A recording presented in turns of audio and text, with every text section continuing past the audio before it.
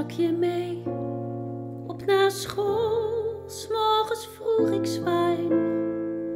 Zij wuift terug met een dromerige lach. Ik kijk haar na en ineens overmand door weemoed ben ik even helemaal van slag. Het gevoel dat ik haar ooit voor altijd kwijtraak, nog voordat ik haar ken, vult mij met spijt. Zo blij dat ik een lach met haar kan delen, lieve kleine meid. Tijd glipt door mijn vingers, dag na dag. Ik wil elk moment intens ervaren, voor goed bewaren. Tijd glipt door mijn vingers, dag na dag. Weet ik wat er leeft achter haar lach. Steeds als ik denk het voelt vertrouwder, is zij weer ouder. Tijd glipt door mijn vingers, dag na dag.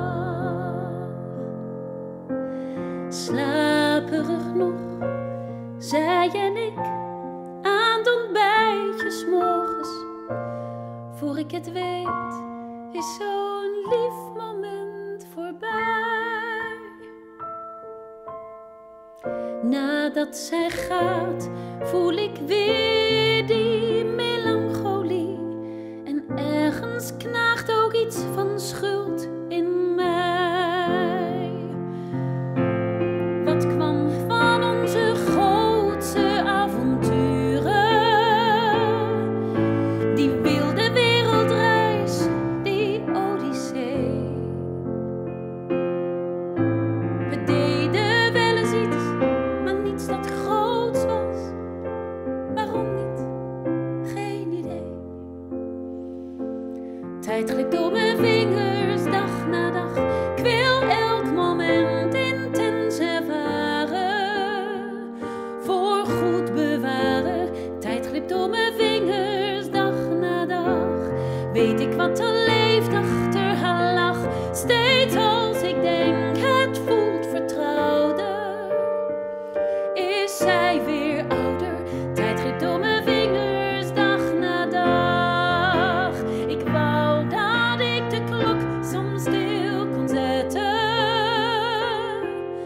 Zo bleef elk mooi moment voor ons voorgoed. Tijd glipt door mijn vingers.